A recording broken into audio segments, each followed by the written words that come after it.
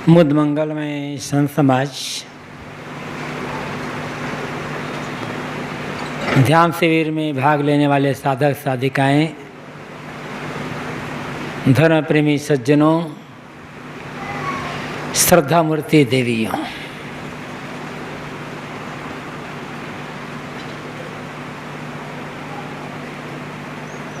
ध्यान एक जीवन जीने की कला है।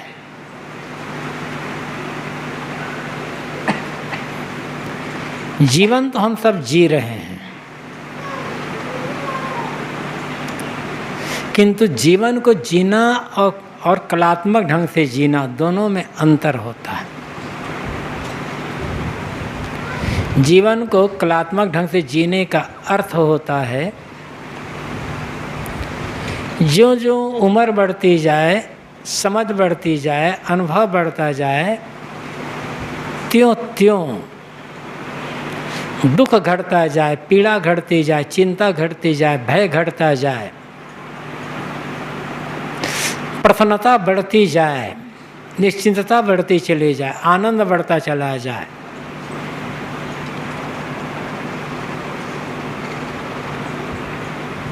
और मन अंतर्मुख होता चला जाए।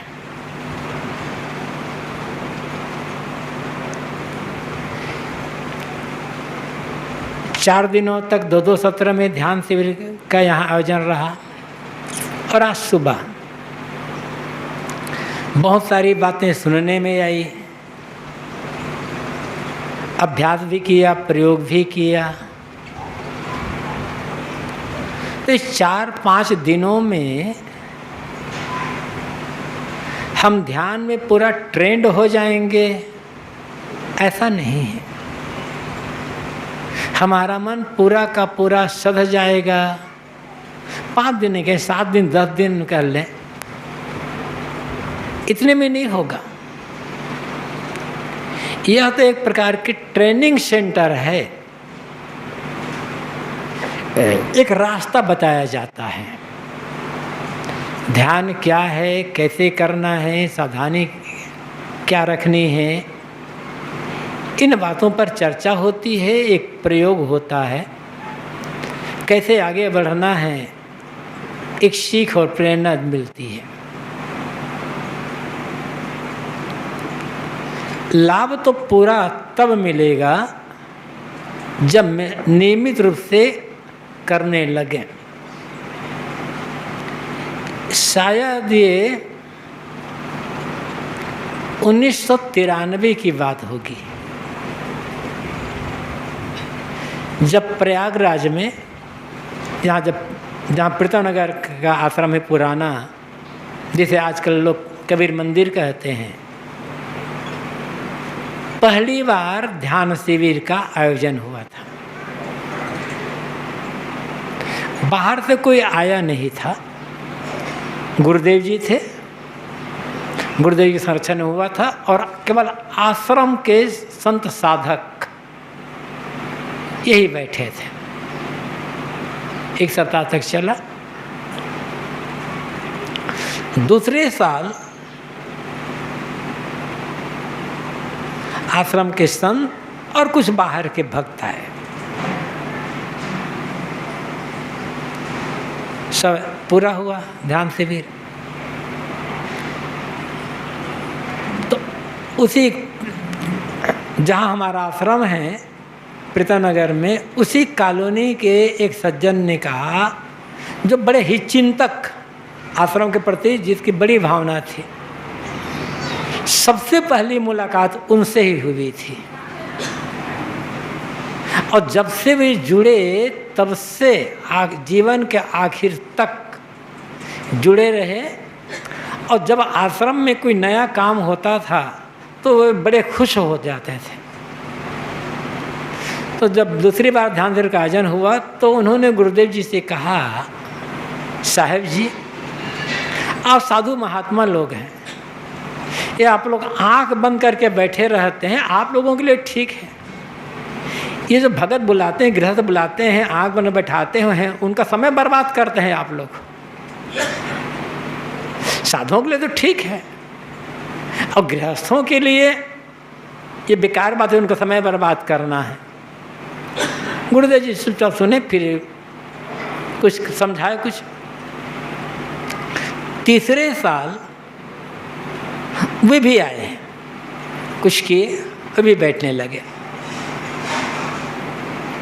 और बैठने के बाद जब पूरा बैठ लिए 7 दिन तक, शिविर समाप्त हो गया, सब चले गए, तब एक दिन आए और गुरुदेव जी ने कहा कि साहब, पर साल मैंने आपका ध्यान का खंडन किया था, बहुत गलत किया था। अभी बैठा तब लगा कि हमारे साधु ज़्यादा तो गृहस्थों के लिए जरूरी है ये, क्योंकि हमारे पास चिंता, तनाव, भय, पता नहीं कैसे कैसे बीमारी ज़्यादा जहाँ होती वही दवाई वहीं ज़्यादा चाहिए ना। फिर उसके पश्चात वो नियमित रूप से अपने घर में सुबह शाम के 2-2 घंटा तक ध्यान करने लगे। और कहते थे जब से मैंने ध्यान किया, मेरा चिड़चिड़ाना, गुस्सा करना, दुखी होना, तनाव होना बंद हो गया, बड़ी शांति मुझे मिली। ये ध्यान साधु गृहस्थ की बात नहीं है, ध्यान मनुष्य के लिए, हर उस मनुष्य के लिए है जो सचमुच अपने जीवन को समझना चाहते हैं, जीवन को जीना चाहते हैं। और कैसे जीना चाहते हैं? दुख मुक्त, भय मुक्त, तनाव मुक्त, चिंता मुक्त, प्रसन्नता के साथ, आनंद के साथ, उत्साह के साथ, स्फूर्ति के साथ जीना चाहते हैं। हर उस मनुष्य के लिए ध्यान की आवश्यकता है। हाँ, लेकिन इतना जरूरी है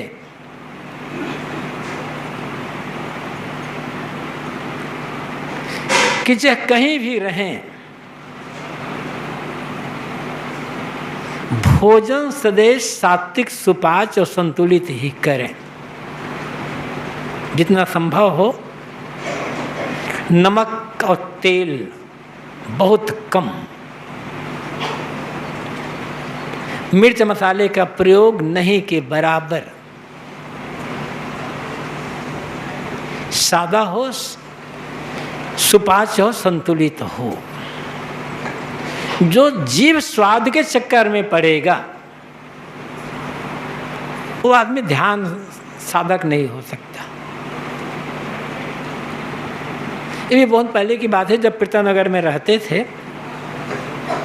तब एक सन्यासी महात्मा आए आश्रम में, 2-3 दिन रुके, भोजन किए। एक दिन भोजन के पश्चात उन्होंने गुरुदेव जी से कहा, साहब जी आप रोज रोज सब्जी बनाते हैं, अरे कभी कभी तरकारी भी बना दिया करो। नमक तो बहुत सस्ता है, थोड़ा नमक ही डलवा दिया करो। कई लोग कहते हैं, आश्रम में आते हैं, रुकते भी हैं तो मजाक करते हैं, साहब आपका जो भोजन बनता है ना, हॉस्पिटल में जो बीमार हैं उनके लिए होता है, हम लोग के लिए नहीं होता। तो भोजन जितना सादा, सात्विक, सुपाच्य करोगे उतना शरीर स्वस्थ रहेगा। जीव स्वाद के चक्कर से बचो। कबीर साहब ने भी कहा है, खट्टा मीठा चरफरा जिभ्या सब रस ले, चोरों कुतिया मिल गई अब कौन पहरा दे। तो भोजन सादा, सात्विक, सुपाच्य, संतुलित, इच्छाएं कम, चाहनाएं कम, अपेक्षाएं कम। चाहना, इच्छा, अपेक्षा एक ही बात है। ये जितने कम होंगी शिकायत मन में नहीं होगी। किसी ने बात नहीं मानी तो दुख नहीं होगा, कलह नहीं होगा। एक चुटकुला याद आ गया। आप लोग अपने अपने घर में शांति चाहते हो ना, प्रसन्नता से जीना चाहते हो। एक सज्जन दो चार लोग बैठे थे, तो एक सज्जन दूसरे सज्जन से कह रहे थे कि मैं 35 साल से नियमित रूप से प्रतिदिन गीता का उपदेश सुनते आ रहा हूँ और उस उपदेश के अनुसार ही अपने घर में मैं काम काज करता हूँ, इसलिए हमारे घर में कलह का विवाद का अवसर नहीं आ पाता है। जब उसने ये बात कही तो सुनने वाले ने उसके सामने हाथ जोड़ लिया कि धन्य है आप, मैं तो आपको प्रणाम करता हूँ कि आप 35 साल से नियमित रूप से रोज गीता का उपदेश सुनते आ रहे हैं, उसका पालन कर, बहुत धन्यवाद है। तो तीसरे ने धीरे कहा, गीता इनकी पत्नी के नाम है, उसी को उपदेश सुनते आ रहे हैं। तो आप लोग भी अपने आपके घर में जो पुरुष बैठे हैं ना, आपके घर में एक एक गीता बैठी हुई है, उसको उपदेश सुनते रहना, घर में कुछ कलह मत करना, तो बहुत शांति से जियोगे।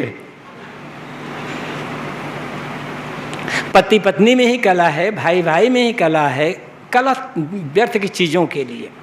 इसलिए अपेक्षाएं कम रखो, चाहना कम रखो। कोई है आपके परिवार का सदस्य, आपके रिश्तेदार, आपका मित्र, आपका पड़ोसी, कोई हो, कोई आगे बढ़ रहा है, किसी क्षेत्र में आगे बढ़ रहा है, तो आगे बढ़ने में उसे सहयोग दो। मनुष्य का स्वभाव है कि जब वह किसी को किसी क्षेत्र में अपने से आगे बढ़ते देखता है तो उसके मन में ईर्ष्या हो जाती है कि मुझसे आगे क्यों बढ़ रहा है। फिर उसकी निंदा करना, उसकी बुराई करना, उसको पछाड़ने के लिए सोचना, तमाम कैसे कैसे बात। और ऐसा आदमी कभी साधक नहीं हो सकता। जिस आदमी का मन, चाहे वो गृहस्थ हो, चाहे साधु हो, चाहे साध्वी हो, चाहे पिता हो, चाहे गुरु हो, चाहे गुरु भाई हो, चाहे घर का मालिक हो, कोई हो, जो आदमी दूसरे की उन्नति को, दूसरे की बड़ाई को सहन नहीं कर सकता, वो साधक हो नहीं सकता और जीवन को कभी शांति से जी नहीं सकता।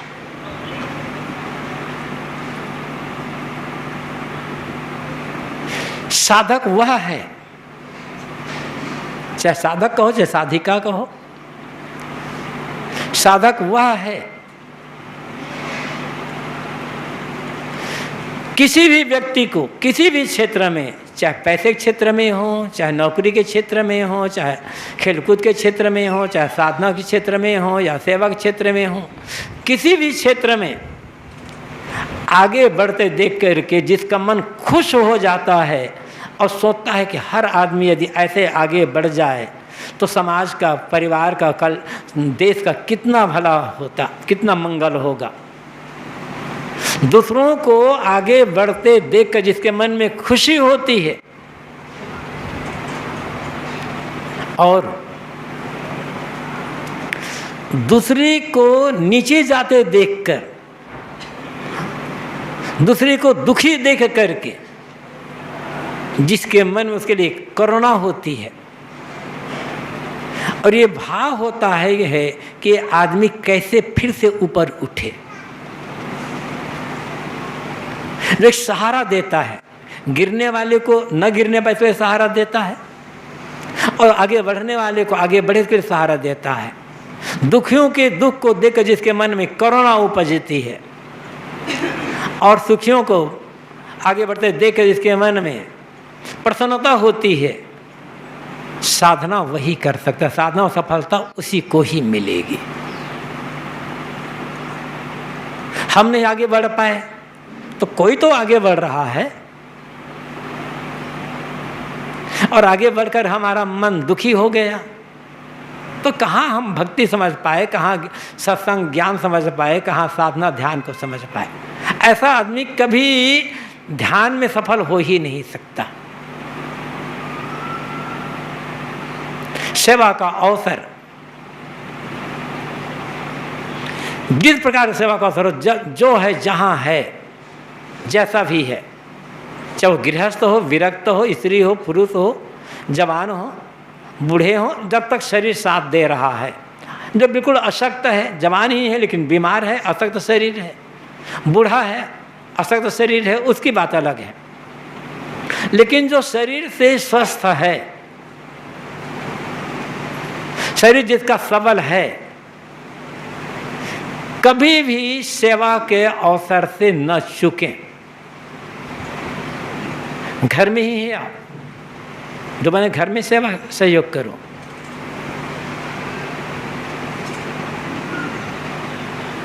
सेवा का अवसर से चूके ना।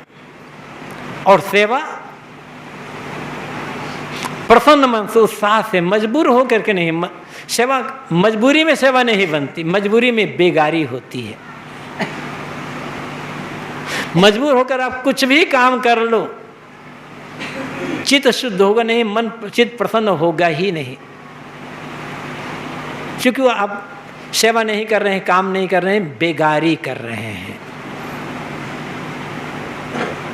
और मन में प्रसन्नता है, आह्लादित है मन, उत्साह है मन, तो कहीं भी करो, कुछ भी काम करो, सेवा हो। लेकिन सेवा तब बनेगी जब निष्कामता होगी, पाने की चाहना से रहित सेवा होगी तब। ये एक प्राथमिक आवश्यकता है ध्यान में आगे बढ़ने के लिए, ध्यान में सफलता पाने के लिए। और ये गुण नहीं है, ये तैयारी हमारी नहीं है। हम बैठते तो रह जाएंगे किंतु सफलता नहीं मिलेगी।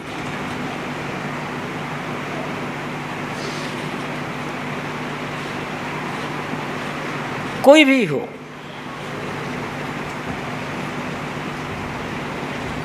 साधु का तो काम ही है संयम, साधना, त्याग, वैराग, सदाचार के मार्ग पर चलना।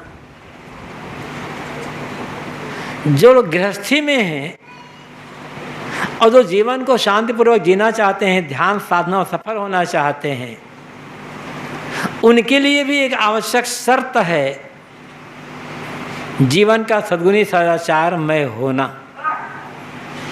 ये सदाचार ही एक प्लेटफार्म तैयार करेगा, भूमिका तैयार करेगा। सदाचार ही नहीं है, जीवन में कोई सद्गुण ही नहीं है, तो कैसे का हम आगे बढ़ पाएंगे?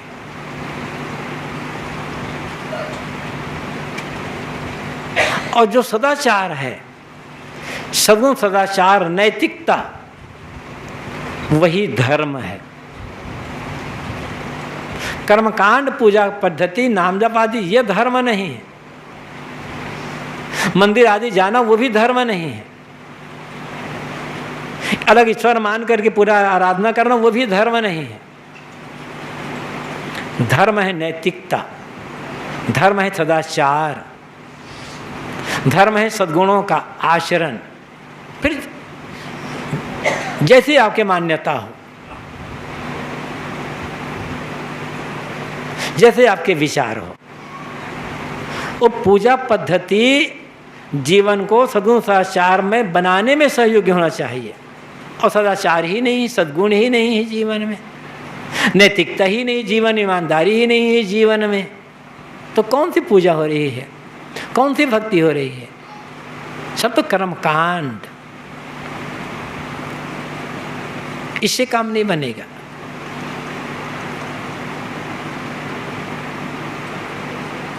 सादा रहन सहन, सादा खान पान, सादा विचार और सद्गुण सदाचार में जीवन, सेवा परायणता, निष्कामता, और सबसे अंत में निष्कामता में तो बात आ ही गई है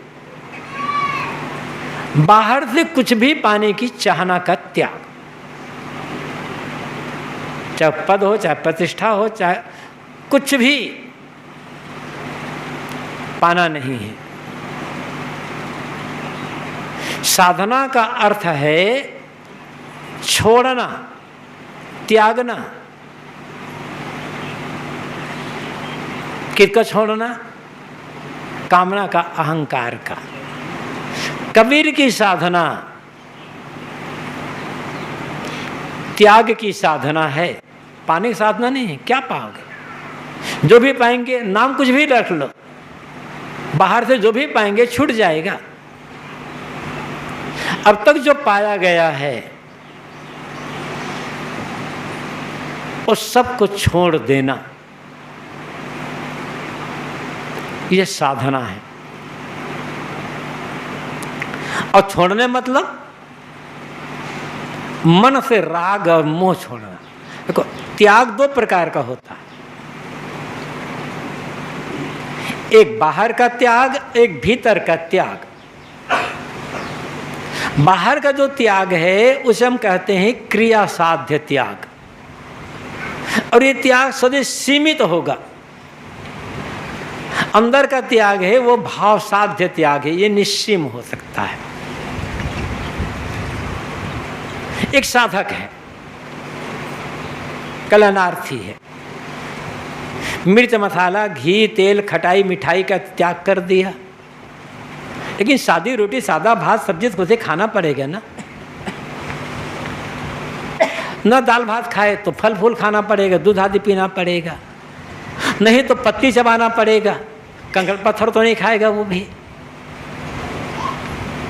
बहुत तड़क भड़क नहीं करेगा शरीर में, सादा शरीर ढकने के लिए कपड़ा तो पहनना पड़ेगा, ना कपड़ा पहने तो पहने, टाट लपेटना पड़ेगा, वो भी ना पहनो तो जब सोओगे तो कंकड़ पत्थर ये तो बुहारना पड़ेगा, कांटे कंकड़ में तो नहीं सोएगा। शरीर मजबूर करता है कुछ ग्रहण करने के लिए।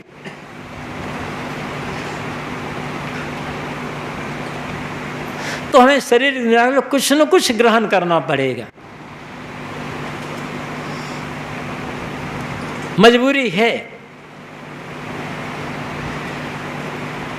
तो बाहर का त्याग सीमित त्याग है।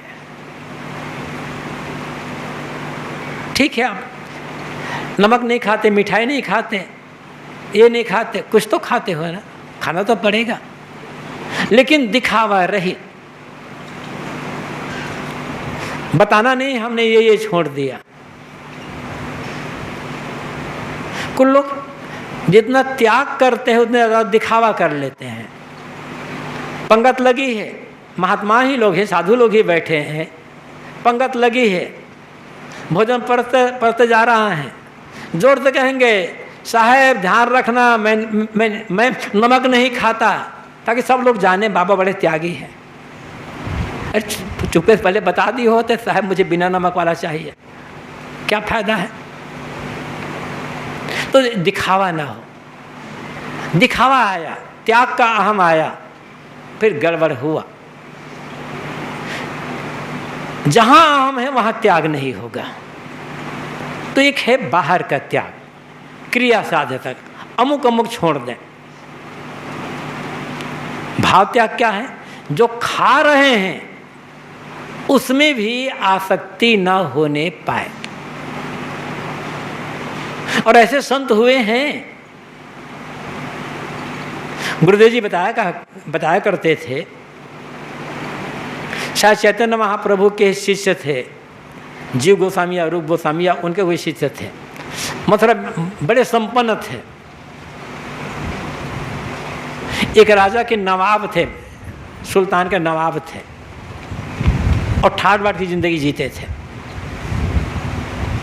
चैतन्य महाप्रभु के संपर्क में आए, सब कुछ नवाबी छोड़ दिए, नवाब मतलब मंत्री थे, सब छोड़ दिए, त्याग छोड़ दिए, बहुत सबको छोड़ दिए। आगे मथुरा वृंदावन में रहने लगे,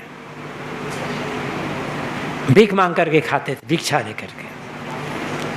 गए, दोपहर का समय हुआ, अभी खाने से बहुत है, दोपहर समय हुआ, 2-4 घर में गए, भिक्षा मांग लिए, ले आए,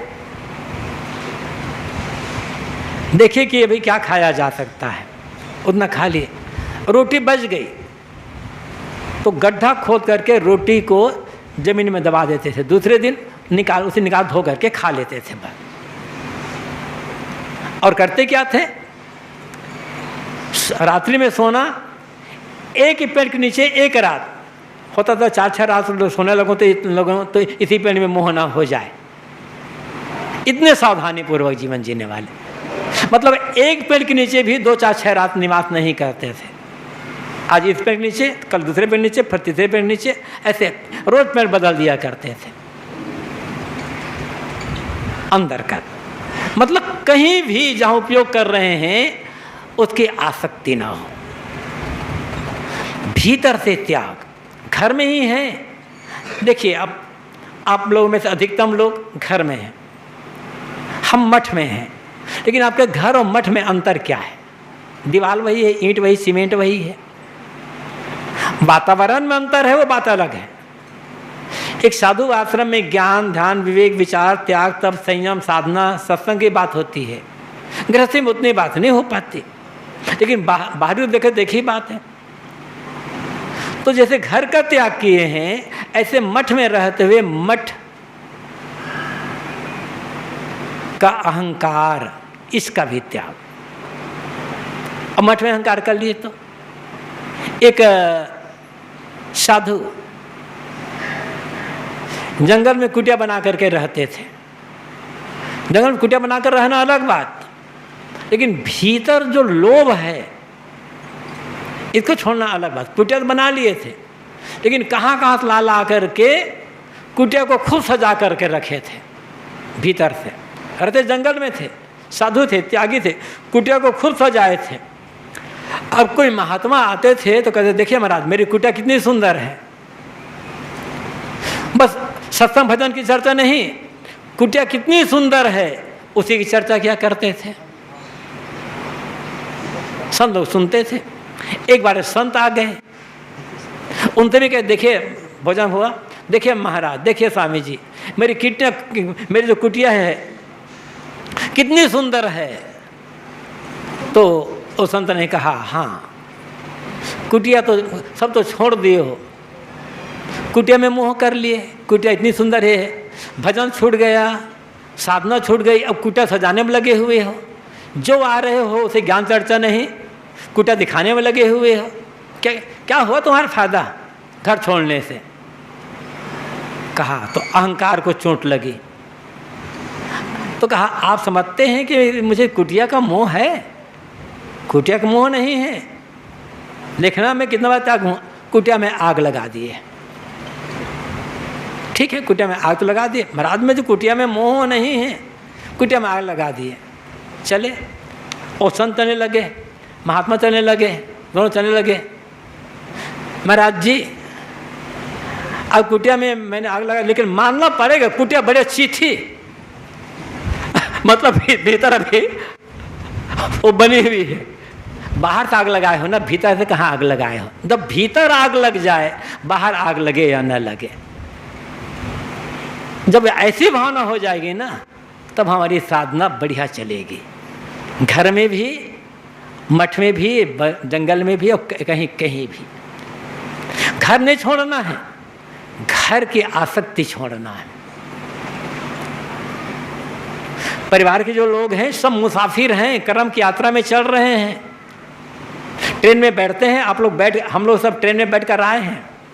जिस स्टेशन में हम बैठे हैं, कहाँ कहाँ से कितने कितने लोग ट्रेन में बैठ कर आए, किसी का पता नहीं था। सामने बैठे, मेरी मुलाकात हो गई, बात हो गई। उस ट्रेन में उस स्टेशन में हम अकेले नहीं बैठे, अब तमाम लोग बैठे।